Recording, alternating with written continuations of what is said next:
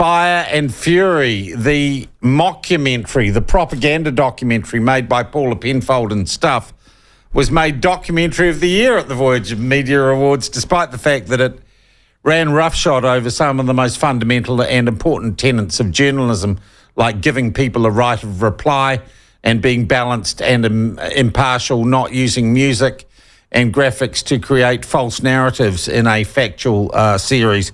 And, of course, Fire and Fury broke all those rules because it was so busy demonising or having to demonise the people who protested at Parliament, occupied Parliament, the diverse and large group of people who were there, many of them for different and in some cases sometimes for conflicting reasons. Of course, that Fire and Fury documentary had Kate, Hannah and the rest of the hand-wringers from the Disinformation Project on it. But it was at least an attempt, and I know there are other movies being made and they're due out soon, an attempt to document or look for some meaning around a very, very difficult and most unusual time in New Zealand's political history. And this morning, and we've published this column, and he's one of our bigger and growing political parties is trying to make sense of what happened at Parliament and the events around it as well. And the ACT Party has come out, I guess, with a relatively long article by its leader, David Seymour, which I think tries to contextualise that protest and indeed ACT's part in it. And ACT leader David Seymour joins us by video link now. Good to see you, David. Good morning to you. Good morning, Sean. Okay, why did you feel the need, and it is quite a long piece from you, why did you feel the need to address what happened at Parliament during the protest? And in particular, it seems to me, you are trying to really clarify where ACT was during that time, because you have been criticised with other politicians for not engaging with the demonstrators / protesters, whatever you want to call them. Yeah, so a couple of things. Why? I know today is the 29th of May. I actually started writing it at the end of February when we faced a one-year anniversary of the big blow-up outside Parliament.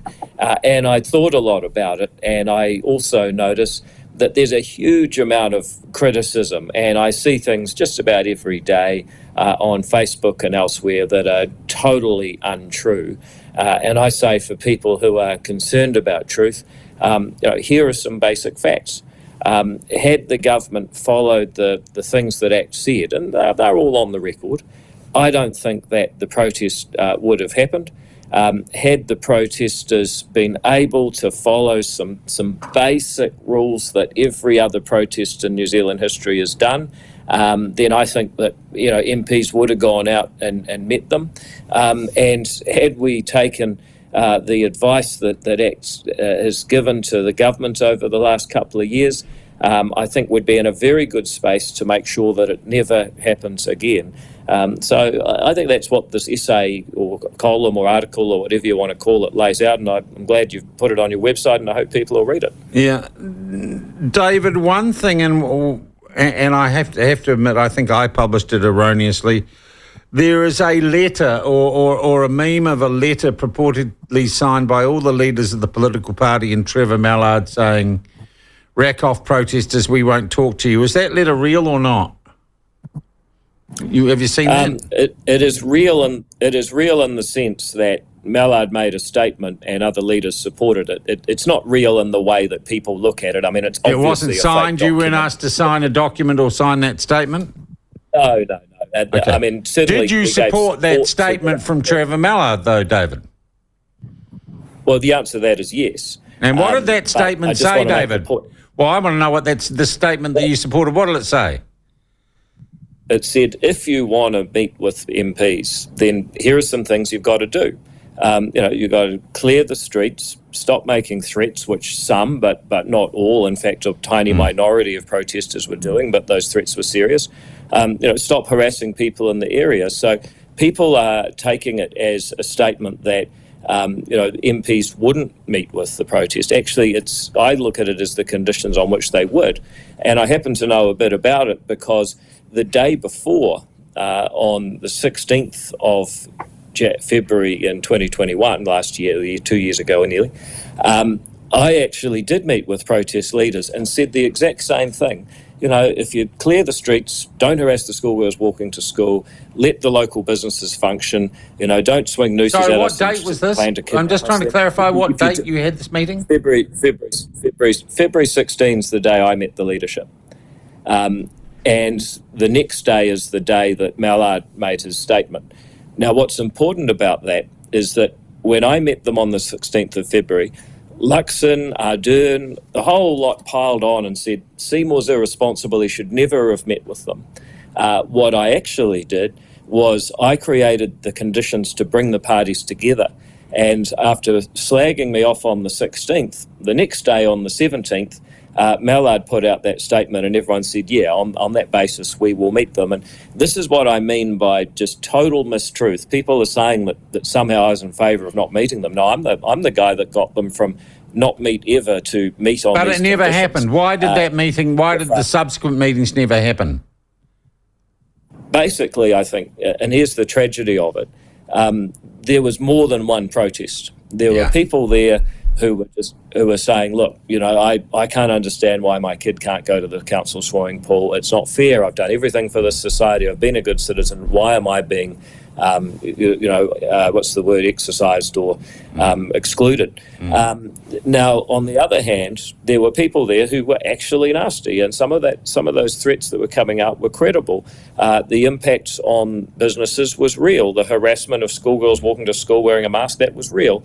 And the problem was that all the reasonable people were let down by the unreasonable people who would never meet those criteria, and therefore MPs wouldn't meet them. But my role in it is I actually got closer to bringing together a meeting than anyone else.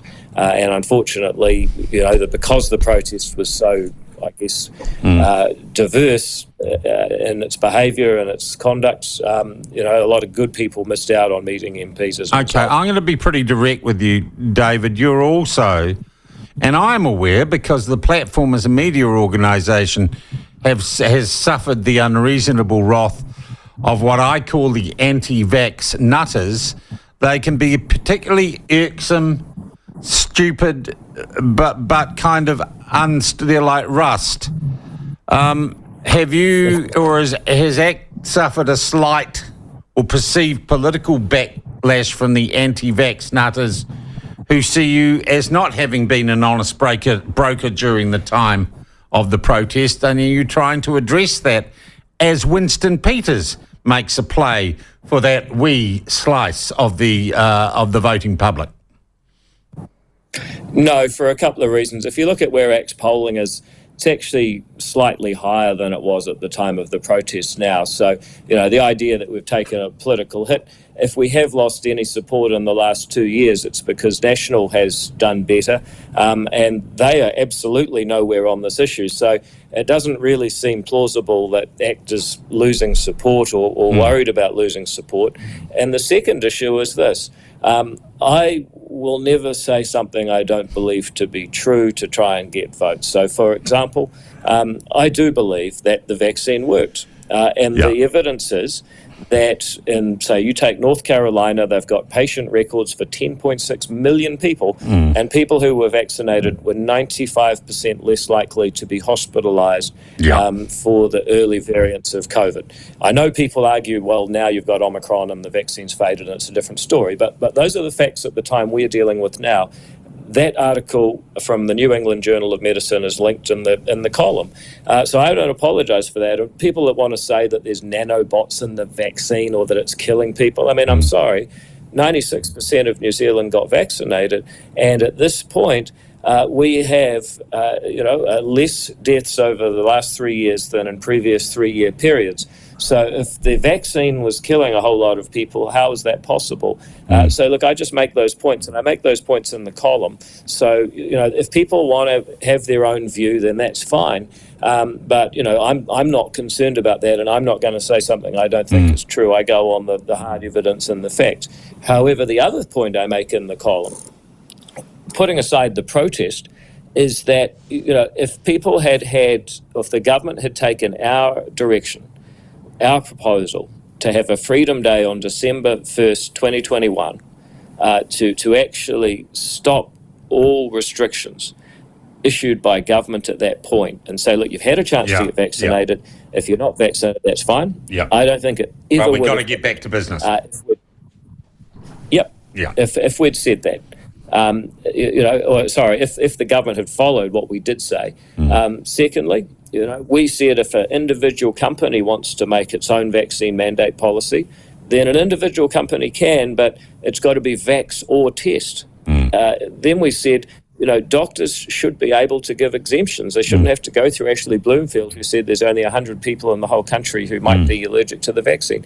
So, I just make the point that if you go back to the things that we're on the record saying in October and November 2021, if the government had followed that prescription, they could have removed all of the tension. People who don't want to get vaccinated, I disagree with you. I respect your choice. Our policies would have allowed a choice.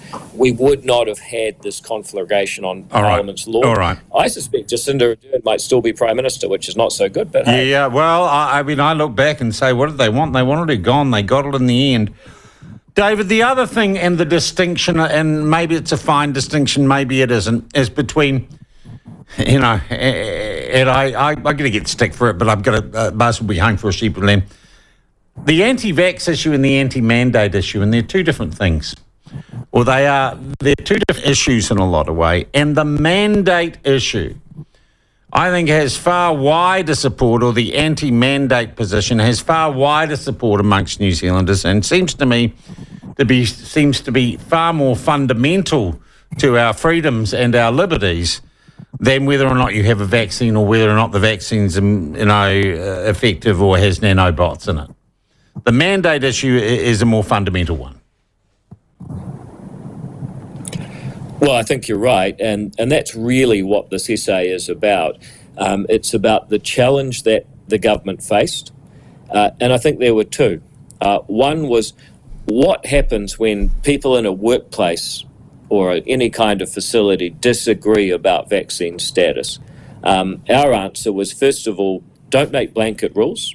Let individual organisations. You can have a midwife practice that's unvaccinated if you want. You can have a gym that's unvaccinated if you want. You can have a restaurant if you want. But if you require vaccination, then you make regular negative rapid antigen testing a substitute. Now, put aside the fact back then the government was banning rapid antigen tests being imported into the country, which was also stupid. But if you'd had that idea of individual organisations make their own policy if they want to, and regular testing as a substitute for vax, then we wouldn't have had any of these problems with mandates. And that's the policy that ACT put out as early as October 2021. On the other hand, I think you're right. A lot of people get the anti-mandate confused with anti-vax, and my position, I think the vaccine is highly effective. I actually, for earlier variants at least, but I also think the way the government went about mandating was wrong. The second thing that the government needed to do, other than try to make sure that people got on with each other and, institutions and workplaces and stuff, is that I think they did need to increase vaccination rates for the simple reason that it reduced hospitalisation. I gave you that evidence from North Carolina, for example. That's not disputable. Because, amazingly, despite borrowing $50 billion, the government managed to end the pandemic with fewer ICU beds than they started. They had a real problem that if they got mass hospitalisation from a big wave of COVID when the borders opened and eventually MIQ failed and all the rest, if that was going to happen, in that case, they would see their hospital swamped. And that means displacing perhaps someone near to you who needed a hospital bed for another reason. So they needed to increase vaccination rates. But the way that they did it, by basically pushing people out of society if they didn't agree, that wasn't the smart way to do it. The smart way to do it was just to let most people do it based on the evidence which they would. We would have also said, look, if you save pressure on the hospital system, you're saving the taxpayer money. So we'll actually give you a tax credit of $250 if you get vaccinated. People say, oh, that's terrible. Well, no. You're running a hospital system. If people do something to take pressure off your resources, why not reward them for doing so? And so, in our view, there were smarter ways to get the vax rates up than do what they actually did, which was exclude people from society. That was massively damaging. All right.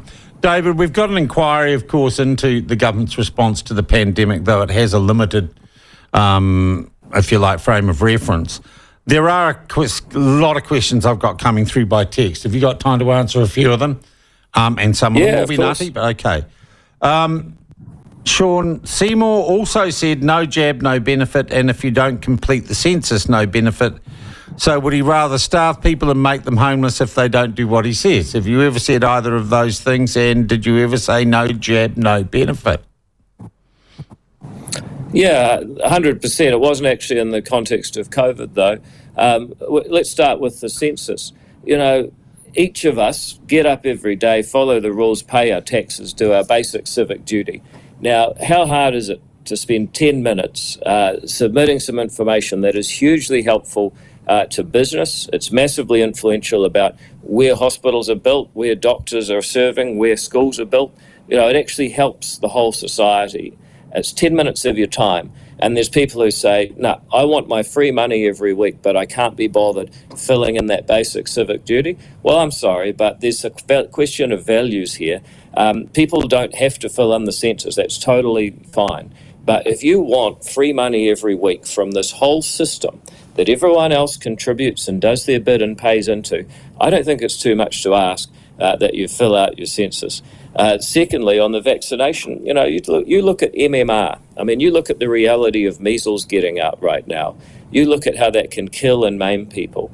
We know that the measles, mumps and rubella vaccine is totally safe, despite some idiot in the 90s saying that it causes autism, which is totally untrue.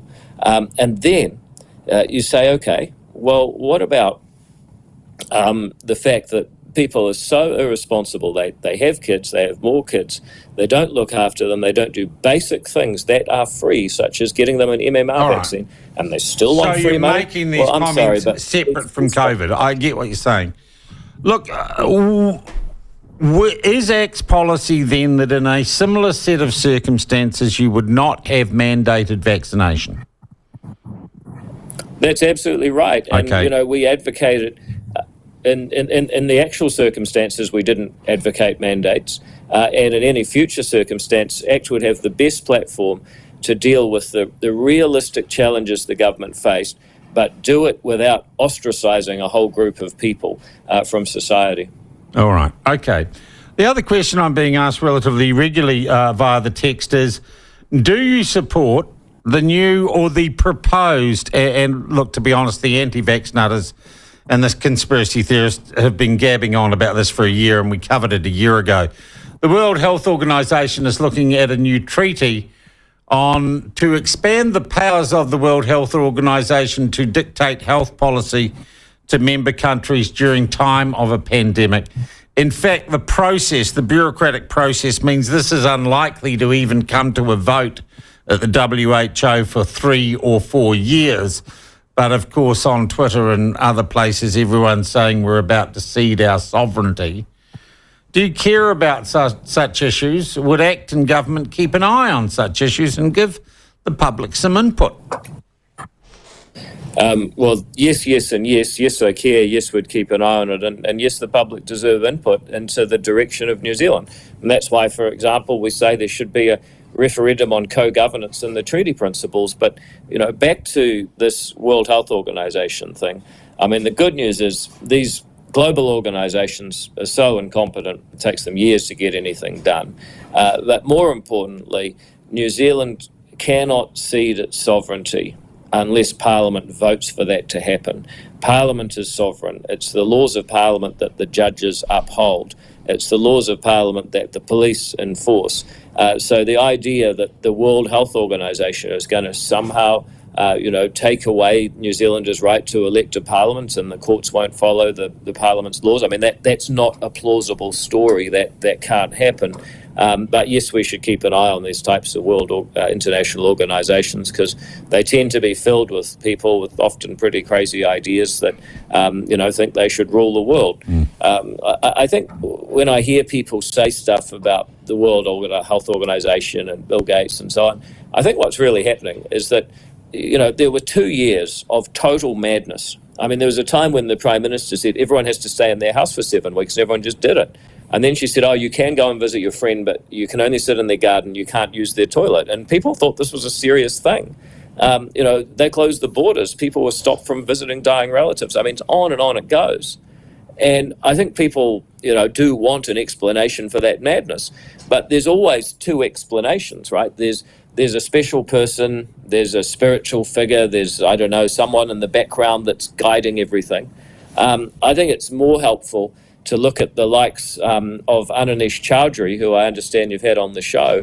He's a behavioural economist. There's a whole science behind this of why sometimes people, and including large crowds of people, can act pretty crazily. This would be a really good example of that, and I think it's really important that we actually understand what happened and why humans behave that way, without assuming that there's some shadowy figure somewhere doing it, because I don't think that's true. I do think it's really interesting how so many countries with so many different political systems and cultures all lost their collective minds, and that is worth trying to understand. David, is this article in some ways, and the interview we're doing now, an attempt to draw a line under the difficult issue of COVID politics, which is very heated and, I'll be brutally frank as a journalist, sometimes not very bloody rational? Yeah. No, I think in a way it's a continuation of what ACT's always done on this issue. So through COVID, we published 4 substantial policy papers saying here's what the government needs to do now and how we would do it differently. And generally what we proposed was, always actually what we proposed was more freedom, a more rational, risk-based approach. This is just the latest chapter in that. We think it's our job to front up, explain what we mean in detail if necessary for people who want that, and keep arguing for a better and freer New Zealand. And if doing this means that some of the people out there that have been, spreading frankly lies about ACT and me and our position have to get back in their box, then that's not a bad thing. But for all those people who actually want a rational debate, this is another addition to that. Yeah, and look, just while I've got you there, we did an interview this morning with the KC, who says the Law Society is considering changes to the statute governing law practice in New Zealand, where lawyers would have to practice law in accordance with the principles of the Treaty of Waitangi. He says that's problematic, to use that overused phrase. Do you think it is? Yeah. Look, I've read Gary Judd's article, I think in Law News or whatever the law journal is. It's a very good article that's been shared around.